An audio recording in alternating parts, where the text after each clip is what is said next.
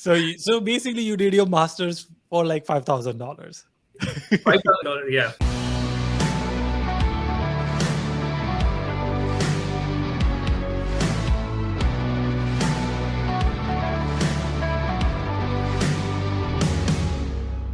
What's up, everyone? Welcome to another podcast episode. This one is going to be very interesting. We have Omkar with us. Omkar and I've been talking from last couple of days, few days actually, and he has a very interesting journey. He went from mechanical engineering to industrial engineering. Of course, he's wearing Tesla jacket, so by that you can see that he's also got a Tesla internship in his first internship in United States. So we're gonna deep dive into his journey and how he got it and all the industrial engineering stuff. I know a lot of people have been asking me, why are you not making industrial engineering? You only make technology stuff. So now here we go. Omkar, finally, thank you for coming and reaching out to me. So I'm so excited. By the way, thank you for giving me this opportunity as well. Let's do a quick intro. Like, where are you from? What do you do right now? Where are you Mhm. right now? And the fun stuff Yeah, about you. yeah, sure. I'm from Thane, Maharashtra, and I like how you said I'm from Thane, Maharashtra, and not Mumbai. yeah, I'm proud No. of being from Thane. Yeah, nice, nice. I love it.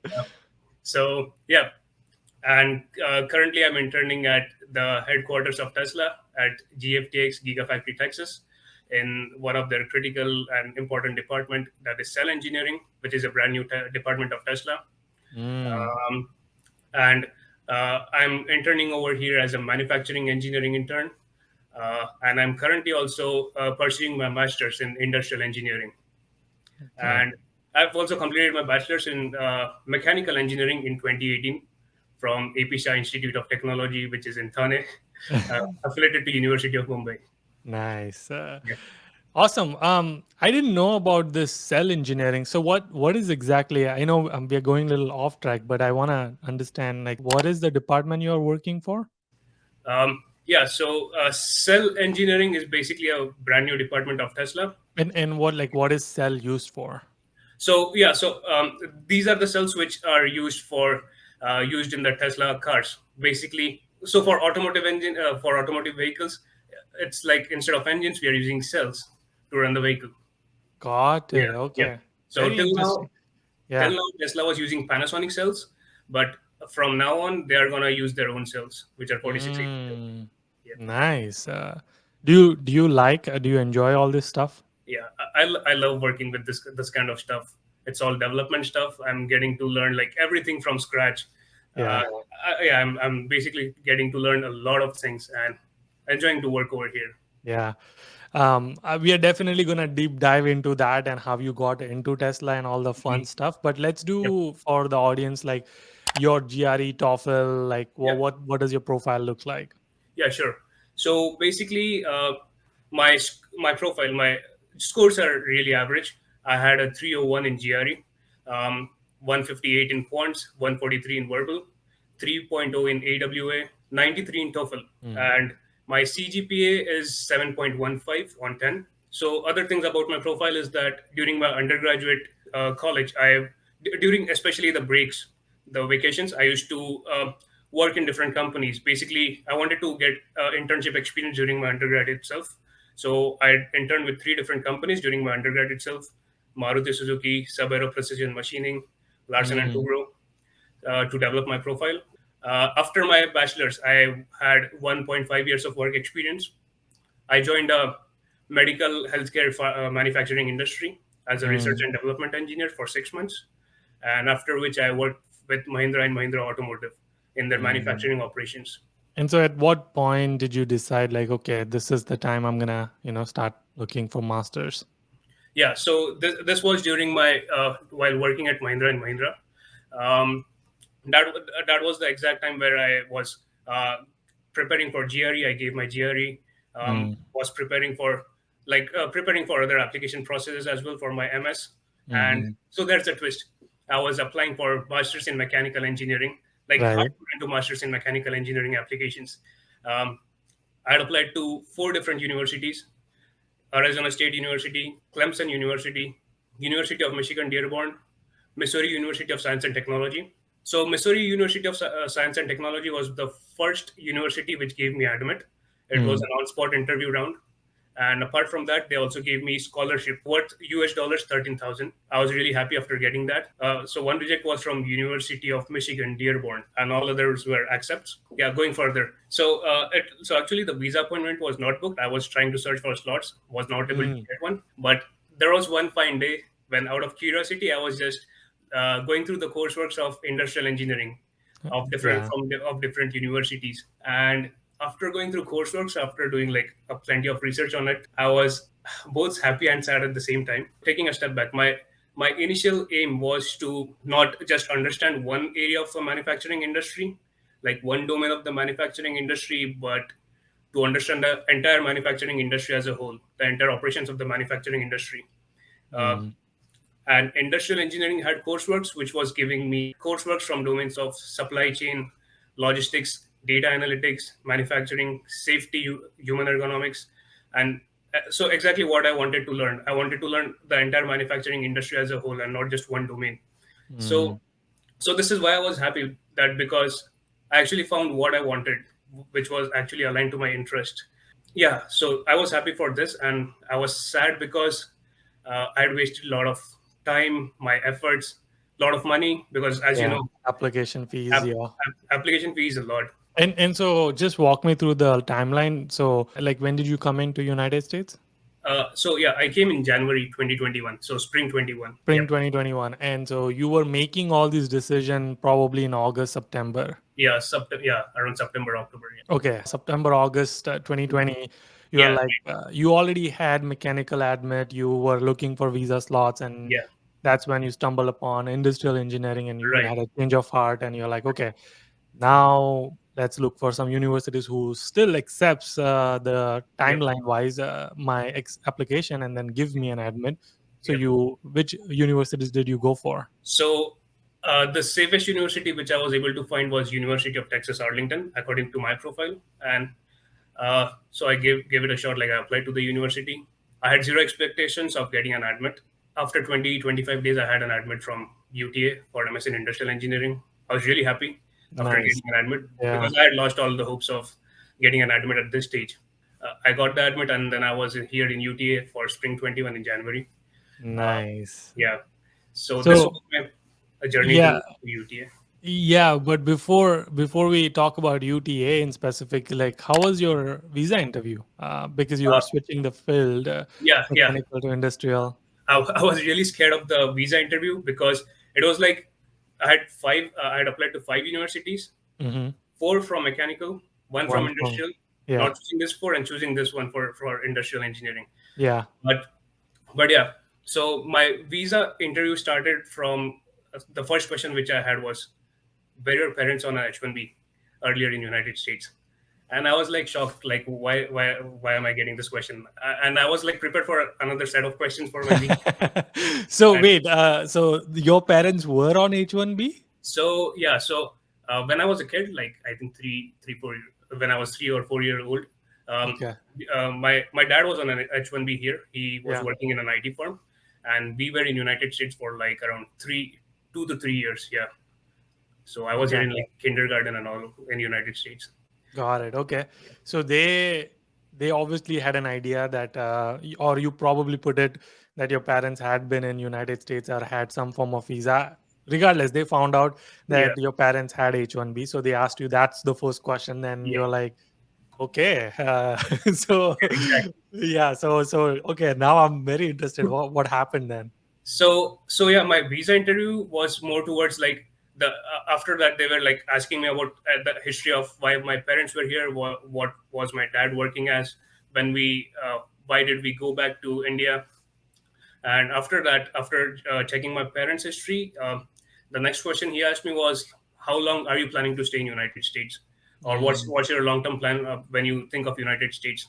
I was completely frank with them.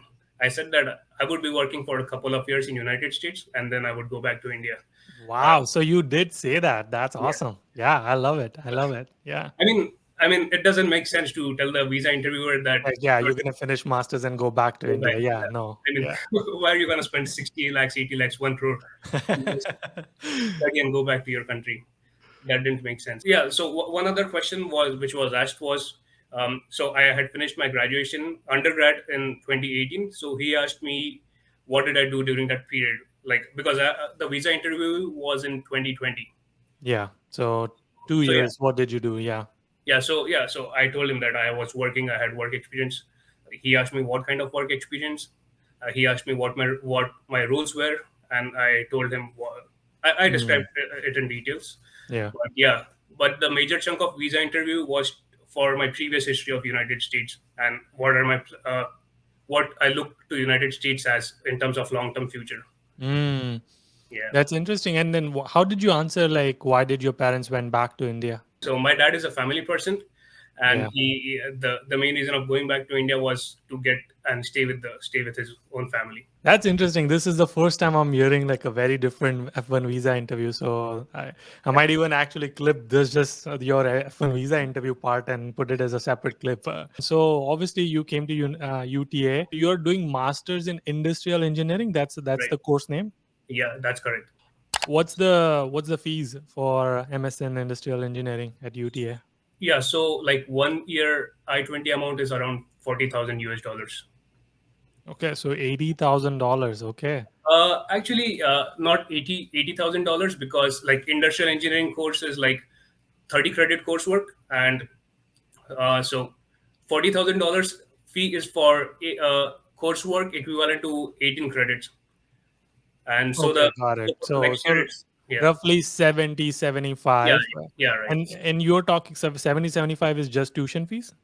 No, it's like everything. It's the I-20 amount basically. The housing and living amount which they state on I-20 is like when you live a king's luxurious life. Yes.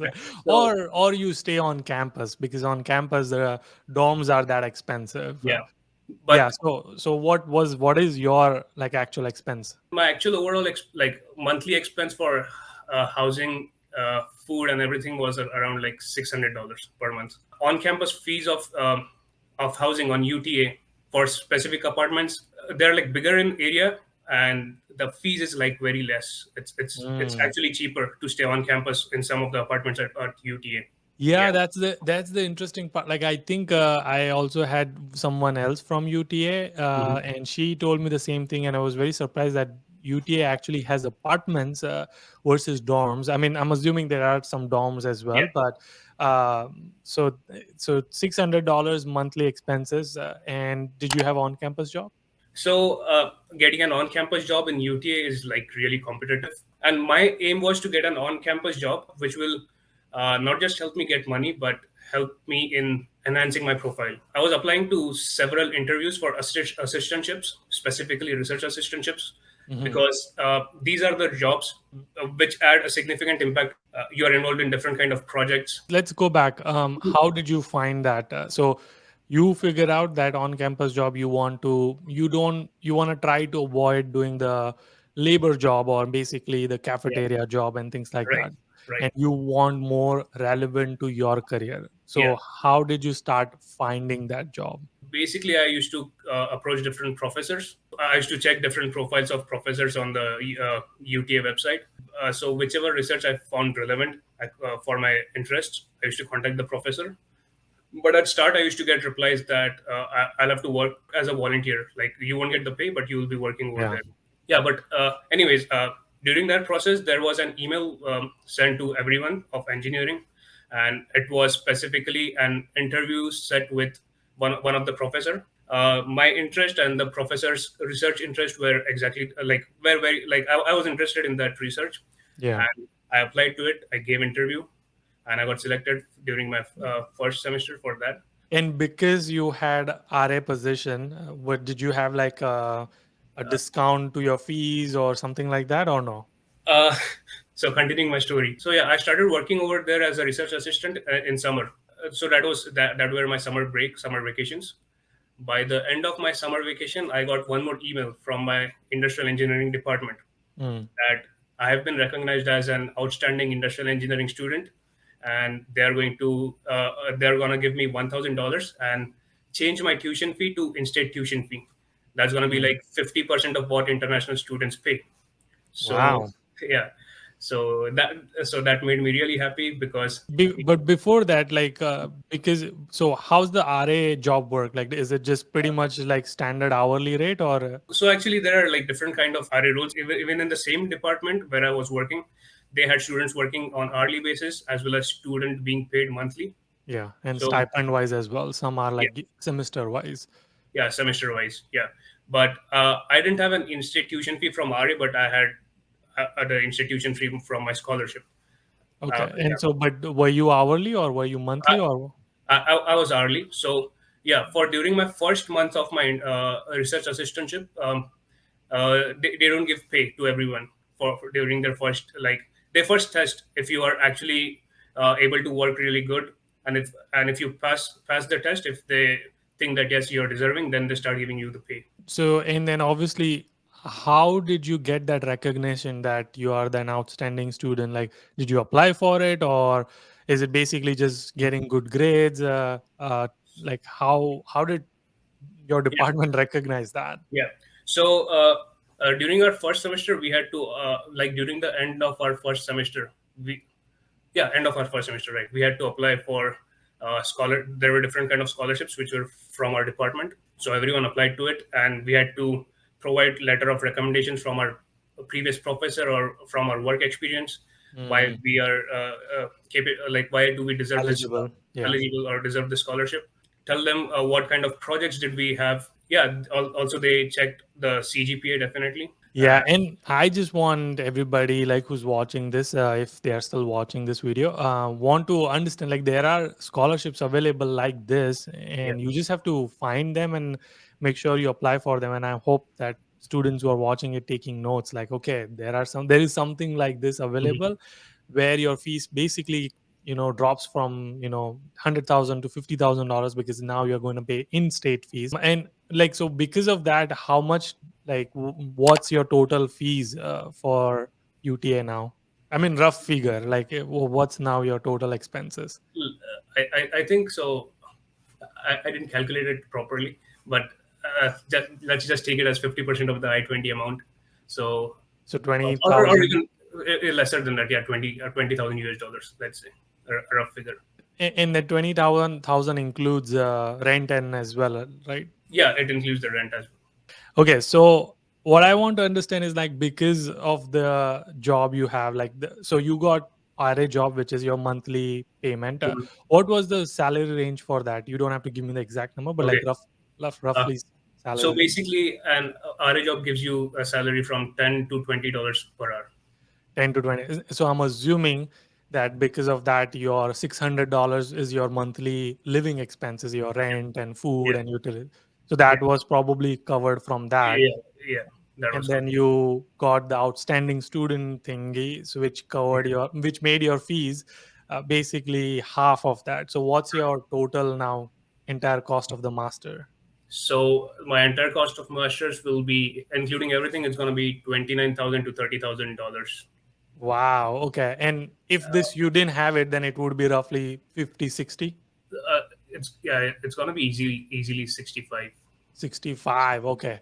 Nice. And obviously, I'm going to jump ahead a little bit because I want to understand this as well. Like, you also have Tesla internship, and Yeah, that started in summer, right?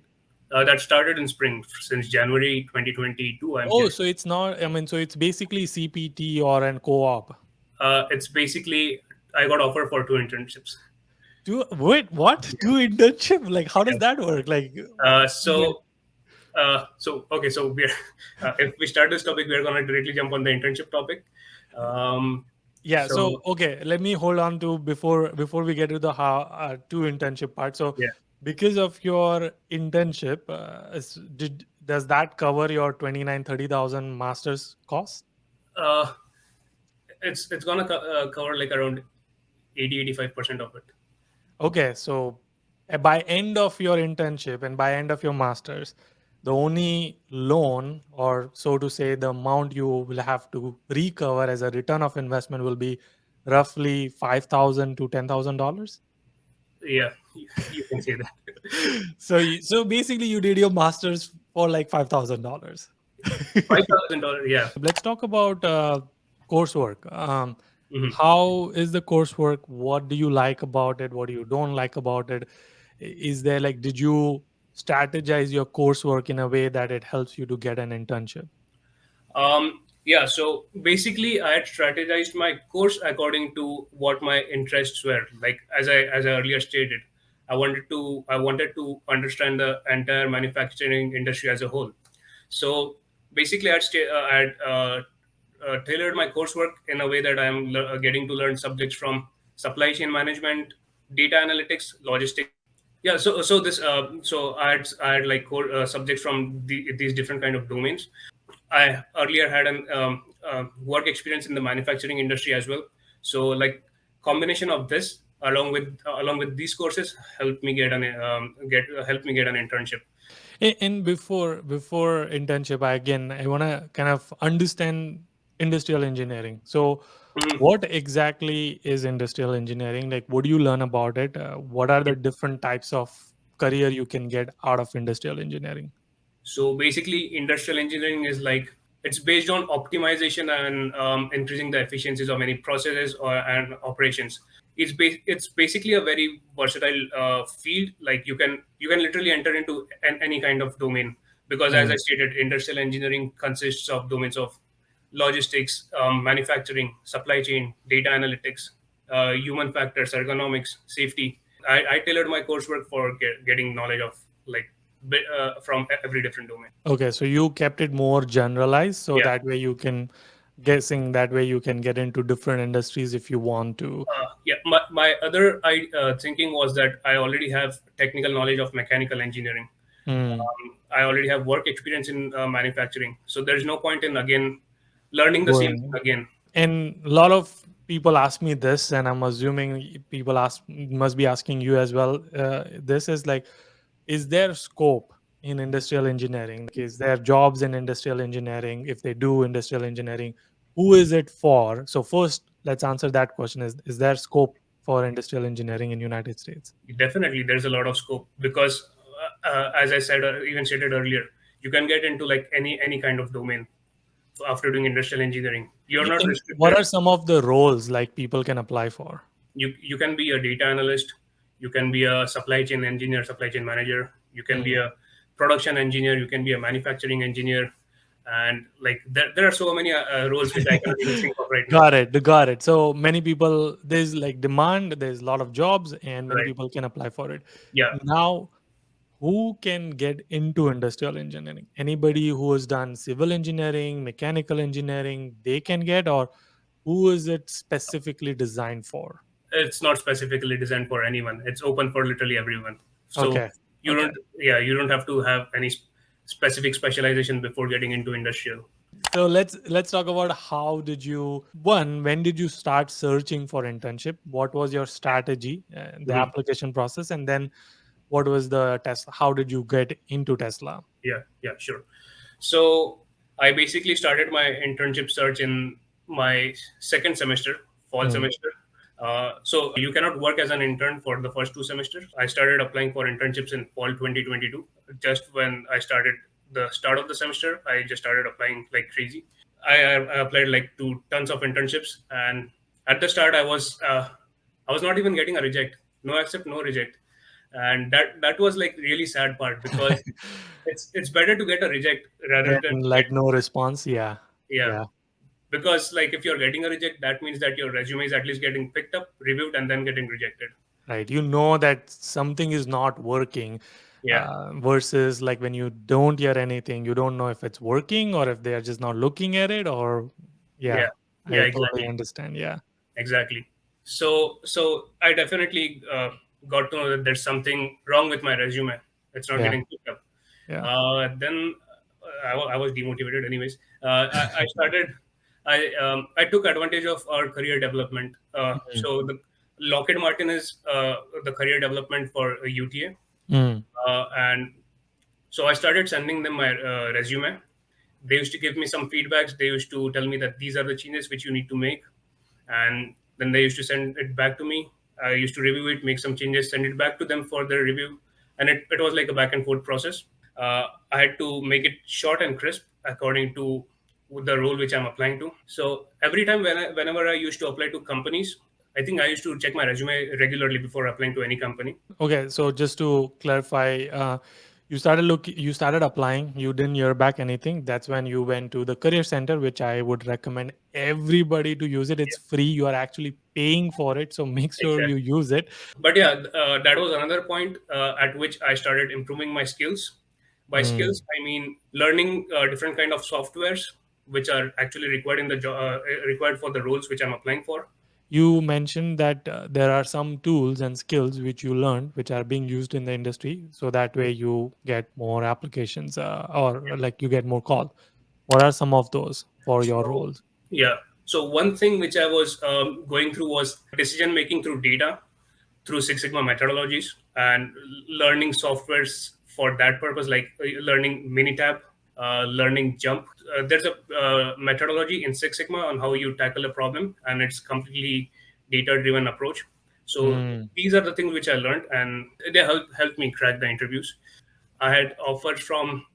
I was selected by General Motors, ASML, Volvo, and Tesla, all Fortune 500 companies. And Wow. Okay. So this is awesome. Okay, cool. So wait, before you go into the offers, you changed your resume. Second step, you started learning skills. You yeah, started applying those skills, and then basically you started getting calls. Right. That's what yeah, happened. yeah, that's right. So so enhancing my resume got it picked up, and the skills which I had, or the knowledge through the skills to be specific, not the certification, but the knowledge through the skills which I had helped me That crack those helped you interviews. crack the interviews. Right, Okay. So that's first right. one is getting the interview. Second one is like cracking the interview. Cracking Okay. the interview. Yeah. I know you said you had 4 job offers, which is mind blowing.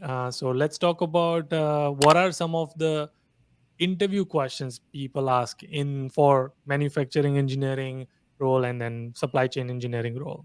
So actually, it's based on company to company. It's not like if you're going to manufacturing engineering role. So Tesla interview process was completely technical, just to specific to that role. Let's say ASML was like testing my situational based question solving ability. ASML didn't have any generic question to the for the role I had applied for. Volvo had combination of both the questions, like situational based and technical questions. It was Hmm. more towards situational based, but Tesla had What, like, give us some example. Give us an example like of a situational question and also a technical question. You don't have to give me a specific from one of your interviews. Just how did you prepare for those questions and what are some of the example of situational question and technical question? situational questions are like, what was one of the difficult situation which you faced, or let me refine it. So it was like, solve any project during pressure, something like that. Give us an example when you had conflict with your co-worker and you still helped get the Right. project solved. What's the best approach to solve any problem? So questions like these. Tesla question, like technical questions, were like completely based on the job description, the technical skills which were required in the for the job description. Questions completely regarding to that. Like they'll ask you about your knowledge about any particular software. They'll ask Mm. you knowledge about the product, the technical aspects of the product. So Mm. these are the technical questions, and like the others were situational Okay. based. Yeah, And so obviously you made a decision to go to Tesla out yeah, of your 4 offers. yeah, And I know that you were worried that you're not going to get any job offers yeah. or you were not getting job offers. And now obviously you got ASML, you said Volvo, Tesla, Right. and you mentioned General Motors. General Motors. Yeah, that's right. So why Tesla and like what made you choose Tesla? So first of all, getting into Tesla was because of the department which they had offered me, the cell engineering department. Uh, the biggest advantage over here was I was able to get through the development phases of the product since the scratch, because cell engineering is a brand new department of Tesla, and I Mm, wanted to understand the entire manufacturing operations behind this product, the cell. It's okay. very rare for anyone to witness the entire history of the product, the manufacturing history of the From product the from birth scratch. to production. Yeah. Yeah, Yeah. this was one of the main reason. Definitely, I'm a fan of Elon Musk and and their mission driving towards sustainability. So Not money. uh, let's not get into that. Well, I guess let me ask you this. What is the typical salary range for industrial engineering folks? Like, is it supply chain manufacturing is the same salary range, and what is that salary range? So the salary range is like around 75K to 125K, like the base salary. Nice. Okay. Stocks are different if they are provided. And this is based in Arlington, or is it like, do you have to go somewhere else? So you're asking me the from where did I get the statistics? No, no, no. Like, yeah, yeah. So is this based on your city, or are you just saying in general this is the wide range based on the cities? Yeah, yeah. This is generally a wide range. Yeah, based Yeah, on the cities. Okay, yeah, based on the city. that's awesome, man. This is so good. How do you like working for Tesla? I'm enjoying it. So many things, which I was not even able to learn in like last like 1.5 to 2 years of work experience. I've got to learn like so many things in just 8 months, uh, Mm, because yeah. everything is like very fast paced in Tesla. So, like, what does your day look like? I mean, Mhm. I have zero idea about cell engineering or cell design or whatever you are talking about. So basically, electric vehicles use cells or batteries to power their vehicles. Oh, so the bottom battery, which is in the Tesla, that's what you are now like. Right, right. Is you said they were using Panasonic, and now they're going to be Yeah, using their own version of yeah, that battery. yeah. Got Basically it. the power source for their car. So Word. it's like I have to be in like it's not there are no specific work timings, but so our team specifically prefers to be by at work like at 7:30 8 a.m. in the morning. So there's no specific time when I leave my office, but yeah. Anyways, my day-to-day activities are like first we start with planning our daily activities. I mean, how we are going to tackle anything for the entire day. We make schedule, and then accordingly start working towards it. And basically, even though this role was manufacturing engineering, I was still leading supply chain management, material flow, and little bit of logistics in this as well. Mm. Uh, Apart from that, I'm involved in developing the operations of the machines, commissioning the machines which are going to make the cell as a product, validating these machines, and yeah, basically improving the overall efficiencies of the operations for these machines which are going to make the product. You were saying there is some scripting involved. So, Yeah. So one thing I can tell about scripting is that yeah, we use Python scripting as well. We also use scripting in Jump, which is also so these scriptings. I personally use this for data analytics specifically for okay, getting some data visualizations. got it. Okay. Yeah. Cool. Mhm. So I'm guessing like I'm just trying to still understand the whole. So you said operation, right? So there must be a like we have to build this battery or we have to build Right. this cell, and then So you yeah. like So basically, the first thing which we are doing, as I said, that this is a brand new department. First thing which I mean, as a manufacturing engineer, we make the machines ready, and then give it to production engineers who are going to make the batteries in the future. Like they're going to be responsible for producing the batteries. Manufacturing engineers, who like my role, it is like getting the machines ready for starting the production of the machines. this was so insightful. Like for me, this was like really info. Like now I understand like overall the whole umbrella of industrial engineering, and your journey itself was good because you now have 4 job offers and Tesla double internship and all this fun thing. So Yeah. what's the one advice would you give to anybody who's watching this? Yeah, the same thing which I told. If you want to improve your skills, or if you want to get your resume selected, just don't do any courses just for sake of getting the piece of paper that is your certification, but actually do it to develop the skills within you and get the knowledge, is what I would like to suggest. Nice. So focus on the actual skills which are used in industry versus just book knowledge and certifications. One other question, UTA in general, because it's not in a very popular area, it's not like a super top college or something. Right. You still were able to manage to get 4 internships. So is it like pretty much everybody gets a job when they are studying in UTA? No, no, nothing like that. I mean, in the end, it's not about the university. It's about uh, how uh, how hard you work, and it's all about your profile. And Uh, one other quick thing, which is also interesting, is that you are in Arlington, but the job offers which you got, one from Austin. Where is Volvo?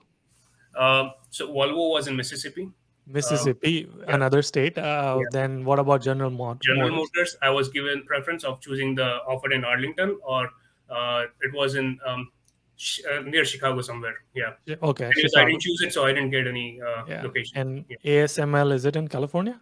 ASML, it's in Connecticut. Connecticut. Oh, okay. We have it in I know we have it in California as well. But Yeah. so I guess location doesn't matter as much now, because now Yeah. everything is purely focused on your skill set, how much hard work you put in to get that Exactly. job. Yeah, Would you exactly right. also, like, what is the recruitment process like? What is the, like, overall process, hiring process for Tesla? So, the department which I got selected in, the cell engineering department, it's like one of the critical department of Tesla. So, the recruitment process was little, what do you say, a little more extensive than the normal recruitment process. I had to go through four different rounds. The first one Mm. was a telephonic interview with my recruiter, after which it was like then the second interview round was more about the job description, more about cell engineering, what knowledge do I have about cell engineering, little bit about my resume, or and much about the skills required in cell engineering role. And the third interview was about, the interviewer went through exact each and every point in my resume. He asked me Yeah. specific questions about it. And in the second and third round of interviews, the person who were taking my interview, they had shared their screen and showed me some problem, and they wanted to check my problem solving ability. They asked me, like, Mm. why do you think this is happening, and what would you do to solve this problem? Right. So, Yeah. Tesla, they give a lot of importance to your problem solving ability, problem solving skills. Got it. Okay. And the fourth round was like, uh, can't share much of the details, but it was more towards sending a written document to Tesla of why do I deserve this job? Why do I deserve this role? So there were like total four rounds of it. Four, Nice. yeah. Got it. Thank you for sharing that. Did you get chance to meet Elon Musk? Yeah, I've seen him a lot of times, and Really? Like in yeah, person? yeah, in person. So he visited cell engineering department, like, I think I've seen him like face to face for like three or four times in my department. Did you And go and like say like, "Hey, can I take a selfie?" No. I wish I could do that, but no. Again, thank you so much. I really hope the best for you. I'm excited that you were able to share so much details with us, and hoping to get you back on the show. But for now, that's it. Until our next one. Keep smiling, keep hustling. Nice.